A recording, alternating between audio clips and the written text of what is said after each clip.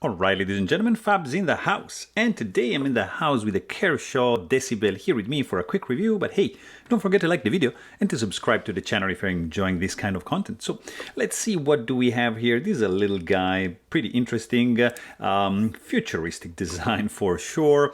It's not that big. In fact, overall length of this guy is going to be 6.75 inches with a blade length of 3 inches and a cutting edge of 2.875.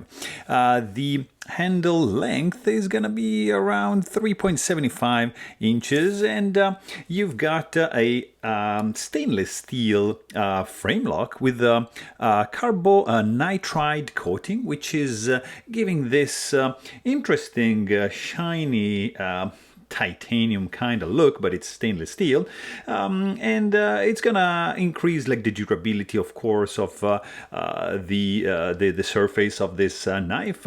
So you have an interesting design for sure, guys. Look at this. I mean, it's unconventional. I'm not a fan of holes in the handle, but in this case I think it has some kind of meaning, because this huge pivot collar with this blue accent, it has some interesting features.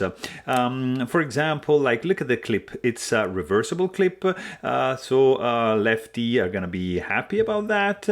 I mean, this is just a frame lock, so the lock is going to be on the left side as well, but that's something to notice. And there is some accent going on over here matching the pivot collars, and it's a relatively inexpensive one. It's made in China. It's going to be around 35-40 bucks, so it's not going to damage your wallet that much.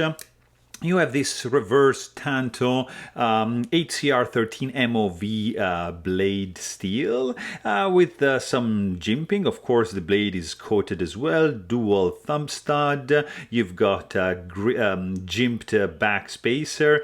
Nice and springy tension for the pocket clip. And overall, I mean, there's not much sound here because this is running on a Teflon washer, so there's not much action going on. I mean, it's smooth, but I can't just flick this guy open because of the construction. So it's not a defect, like you know, it is what it is.